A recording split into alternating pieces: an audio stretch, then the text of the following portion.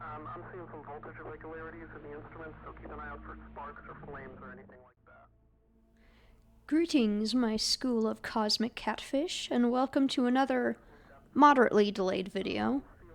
A lot of changes and activity has been going on behind the scenes, along with planning out future videos, so on and so forth, and thus, I apologize for the delay. Now with that out of the way, allow me to paint a picture for you. I've always been captivated by the eternal cosmic sea that swirls around the tiny speck of dust that we call home. An endless desert of few oases, drawing the human mind to discovery. Dying stars, nebulae, dark matter, pocketed solar systems entrapped in a giant cluster of other systems swirling around a deadly abyss, each falsely alluding to the presence of other forms of life like what we see on planet Earth. An overwhelming reminder of our own mortality. Our curiosity and loneliness has dragged us across the galaxy, searching for company like one searches for a destined lover. Anyone, anything, any chance that life may exist elsewhere other than our own planet, be it animals or plant life, and that we simply haven't found it yet. The hope it makes you feel, and the dread of the haunting stillness that stares back at you. A longing beyond divinity, yet the fear of being right all the same. The empty, lifeless cosmos in itself is its own horror, but what would happen if we actually did find other life forms? Well, look no further, because that is exactly what I am going to be talking about today. A lot happened in the year 2022, but none more than a game that took the atmospheric YouTube space by storm. Iron Lung. And while there are very few successful cosmic video games, Iron Lung was one of the few that pushed its way into the spotlight by pure chance. Iron Lung was released at the beginning of the new year from indie developer David Zemansky as a casual adventure game.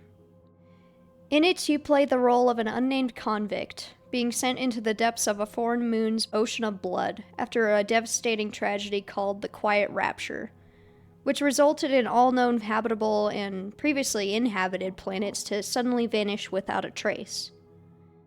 You're here to collect photographic data of various landmarks in a rinky-dink rust bucket of a submarine called the SM-13, or more famously known as the Iron Lung. Why?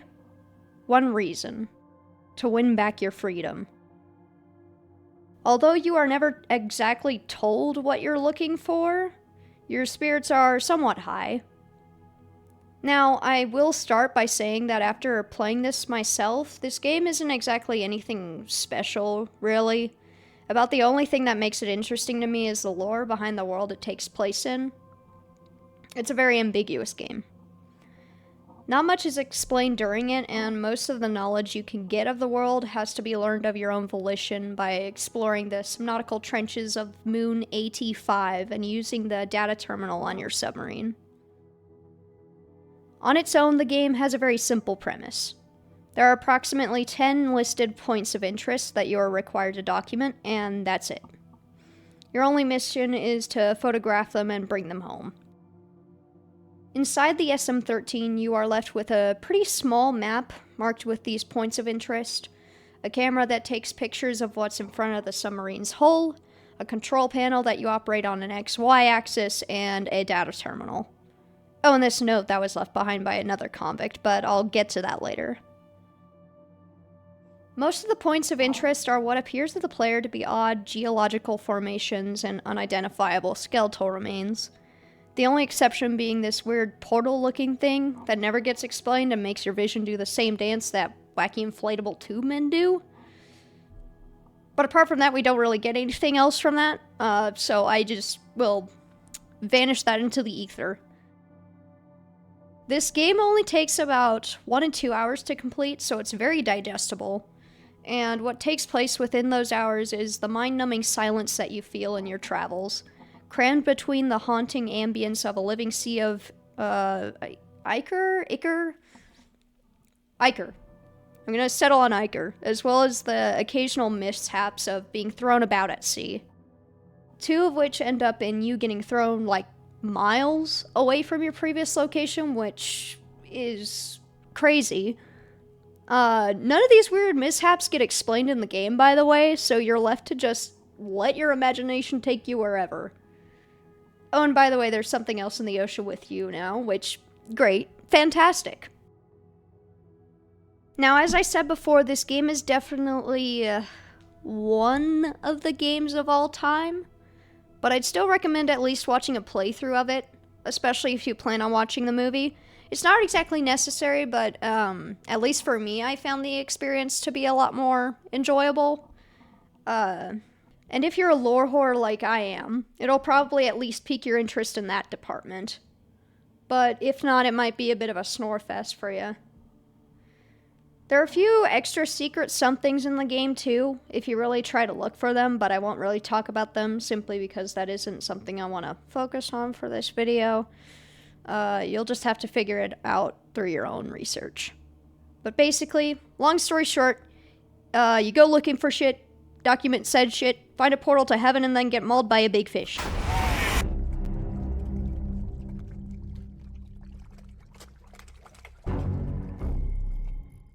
The year of 2023 was when the Iron Lung movie was first announced to be in the works on YouTuber Mark Fishbach's channel, otherwise known as Markiplier. At this point, he had already released several other somewhat big, interactive projects similar to it on his channel, which helped build his portfolio to an audience of millions. A Date with Markiplier, A Heist with Markiplier, and In Space with Markiplier were just a few of these projects, becoming more and more increasingly well-made as he gathered more experience with each project. Now, I wouldn't exactly say that I was an avid fan of his videos, but I would check in every now and then to catch up with content of his that catched my eye, and still do to this day. But when I first saw the announcement video for the Iron Lung movie, something in me felt the excitement of the past 6 generations of my ancestors boil up in my chest like an unattended oil fryer. Not because I was a big fan of the game by any means, no, but because I knew what Mark was capable of making, even if it was just an inkling at the time. I, along with millions of other people, waited on bated breath for this movie to be released for those long 2 or 3 years until finally we got an official trailer for what would become my new favorite film.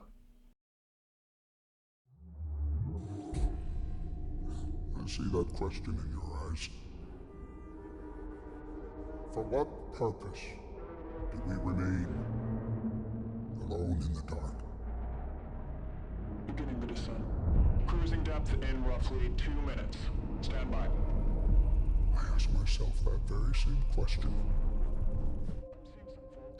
The movie was finally premiered at the start of this year, January 30th, 2026. And when I say everyone lost their fucking marbles, I mean they lost their fucking marbles. Myself included. My roommate and I ended up watching the movie about a week in, and to simply say that it inspired me and touched on a lot of my favorite genres of media would be a gross understatement. This movie expands on a plethora of things from the game that wasn't, and makes a 2-hour film feel like only one, even with the limited amount of info that it has to pull from what is an otherwise lackluster game, somehow performing miracles of entertainment with our singular setting that we spend time in throughout the entire movie.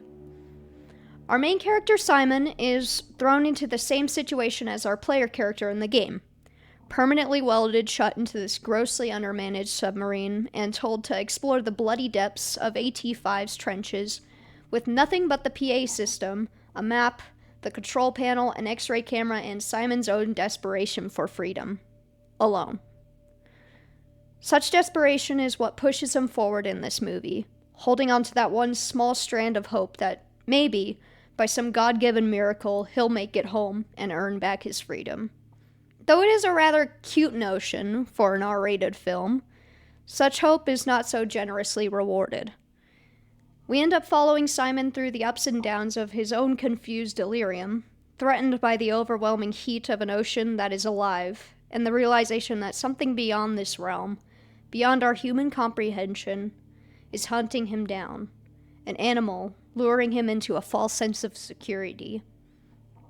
A false sense of purpose in an endless red abyss in space after a silent erasure of 90% of human life.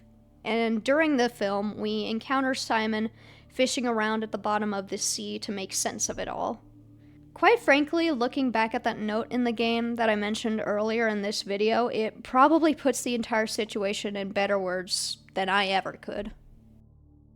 This is not an expedition. It is an execution. When they put you in here, they don't want you to return. And even if you do, and even if they keep their promises, what freedom awaits you? A few dying ships and a sea of dead stars. If there is still hope, it lies beyond the veil. Hope in this void is as illusionary as the starlight. I will choose to breathe my last here at the bottom of an ocean, unseen, unheard, and uncontrolled. They will get their execution. I will get my freedom. This note left behind in the sub is also included in the movie and effectively sets the tone for the entire film. I won't go on to talk about the movie in much more detail out of respect for the creator, so please, by all means, go and watch it for yourself when you get the chance. So much love and care clearly went into the making of this film. Mark's acting is some of the best I've seen in years and sells his character extremely well, effectively getting me to care deeply about Simon and his success. The story was well written and flows very naturally to connect each of the plot points in a way that feels earned. Andrew Holschult's music is a rich and tasteful nod to the dark droning music of the original game, while being its own blend of metallic and colorful melodies that help carry the atmosphere of the entire film. The set design is awesome, to the point that I wish that I could see it in person. The costume design is on point with the lore it's based from, where humanity has to survive off of the measly scraps of what was left behind from the Quiet Rapture, while also giving the audience a striking and memorable representation of our characters. I could go on giving this film its praises.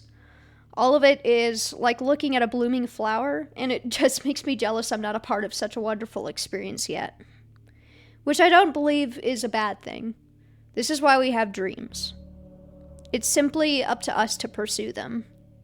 And as for this film, it proves that you really can make anything that you want if you really put your mind and time into it. Given its $3 million budget, this movie accomplishes so much that big $100 million corporate films are lacking in. A reminder that this is supposed to be a movie, and not something made just to pander to every audience it can. Every moment feels tense and as if you're right there with our main character. The delirium you feel in such a hopeless situation, the exhaustion, and the slow burn into insanity, hoping beyond hope that you'll make it home in one piece until all is lost. Every emotion felt by Simon feels raw and tangible to the audience. I don't really have any complaints about it, actually. It's the SCP film we've been wanting for decades. Soon to be followed by the upcoming Backrooms film, which, oh my god, I am so excited for when that finally comes out. What I love about this movie that it does is the way it goes about making the viewer familiar with the environment that we're in, without over-explaining every minor detail in it. It trusts its audience instead of explaining everything to them like they don't have brains, and it hides details that makes the second watch even more entertaining.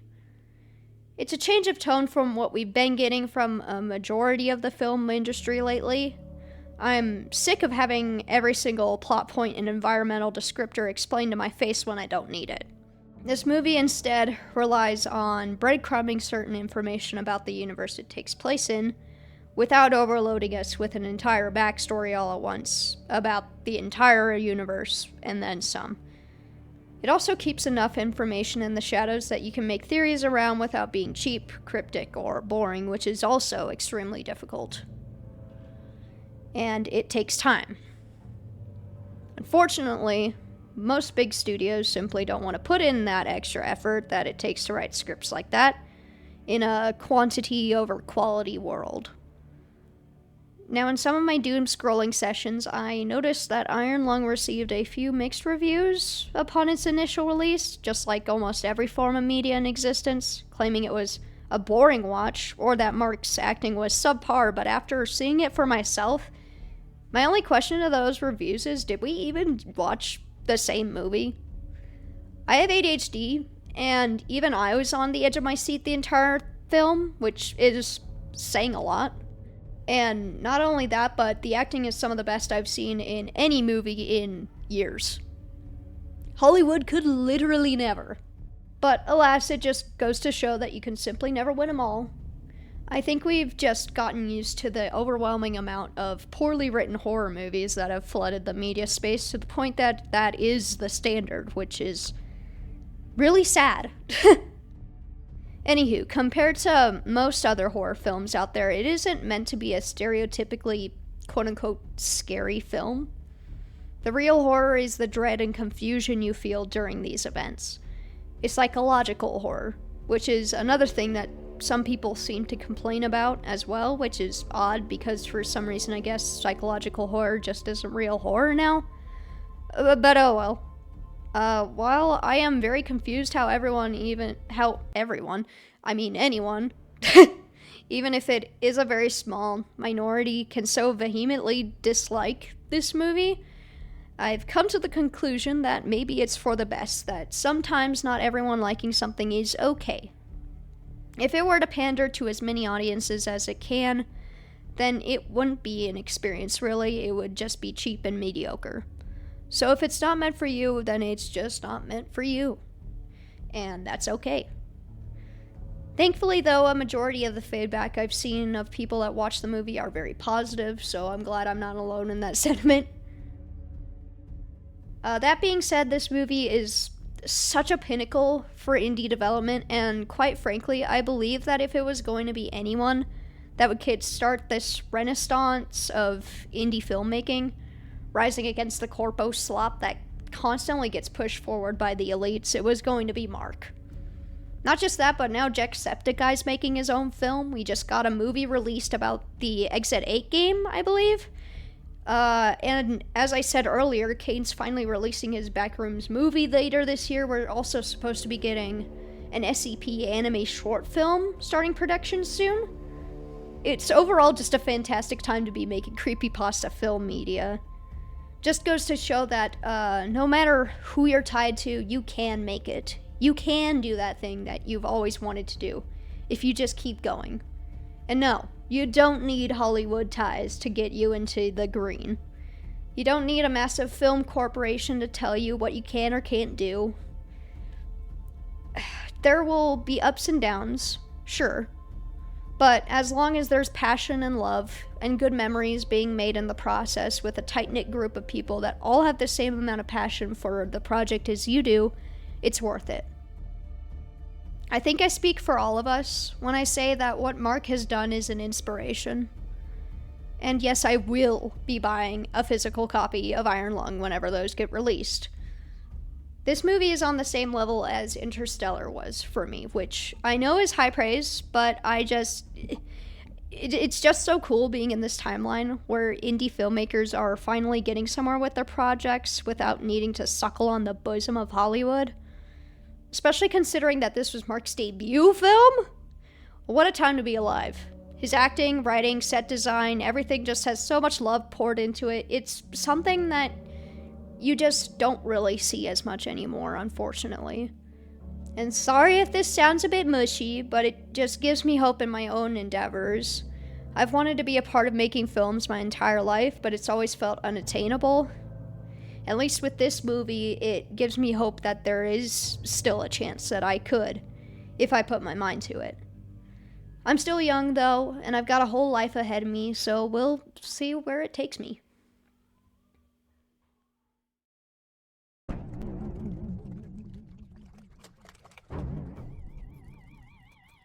Now, as I'm sure you can already tell, I embarked on a journey and a half with these particular art pieces.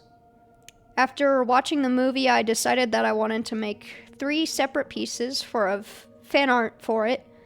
One of the blood eel, one of Simon, and another that simply serves as like a dynamic environmental piece. Each of these will be shown in this video. Now, as you can see, I started with drawing the blood eel first, which I started working on only the day after I watched the film for the first time. By now it's already finished playing through the time-lapse I'm making it, but I just wanted to say that I started drawing this before the official designs were released, so I mainly just designed her based off of pure vibes. Now, with that in mind, I know y'all already know the very sparse amount of references I could have used based on the amount of references that were present in the movie and the game as well at the time. So I had to get pretty creative. The first thing that I thought of looking at the few screenshots from the movie on my first watch was actually something kind of bug-like. It reminded me a lot of a centipede, especially this screenshot in particular. So I decided to take that idea and kind of run with it, which ended up looking more like a shrimp in the end than I expected, but I still think it works pretty well for this design.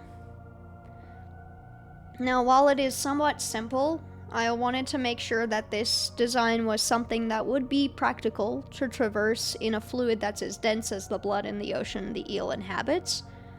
With that in mind, I had considered giving her fins instead, but I decided against it, since I believed it would make more sense if most of her limbs could also be used to glide itself along the sea floor, and not just steer her around. Plus, she's an alien, of course I'm gonna make her look weird. How could I possibly pass on such an opportunity?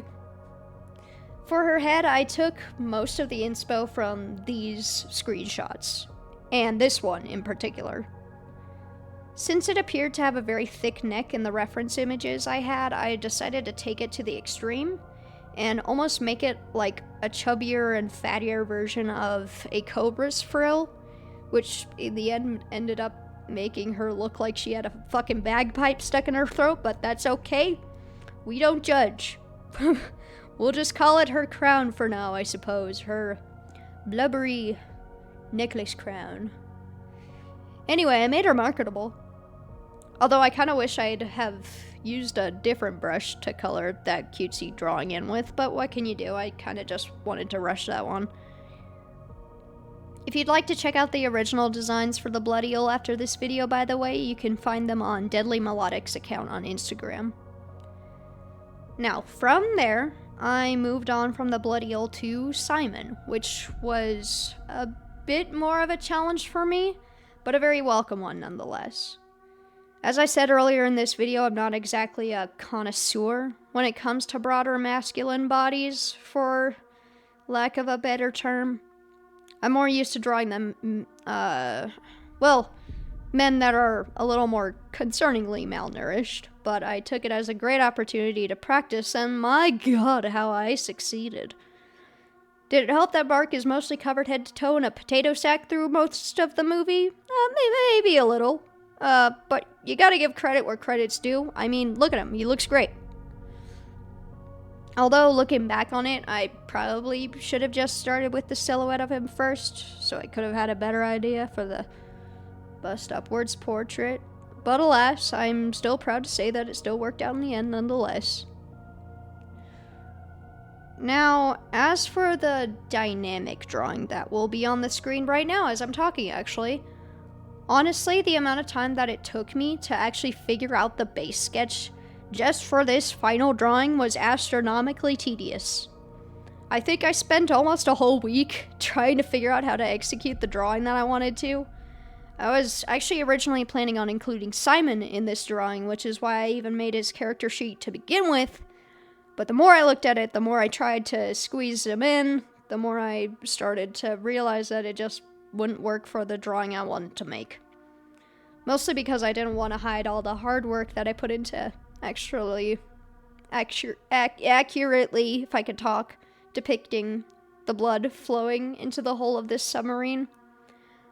That was actually the reason why it took so long for me to even make this video, was because of that whole Simon fiasco. So instead, I decided to include the black box in his place, and looky-loo, I actually think it turned out way better in the end with that instead. At this point, I actually had an official reference of what the blood eel's eye looked like and its coloration, so I worked around that, while also including some nods to the character sheet I had made before those references came out, so that's why it looks different. Coloring it all in was pretty easy for the most part. The only trouble I had was rendering the blood and the eye, and that was it. Overall, though, I'm really happy with how this turned out in the end, even though it ended up looking very different from what I had originally planned. But alas, what can you do? Gotta make do with whatever works. And, well, with all that off my chest, make sure to stay safe, stay alive, and stay imaginative. Good morning, good afternoon, good night to you all. Bye-bye now.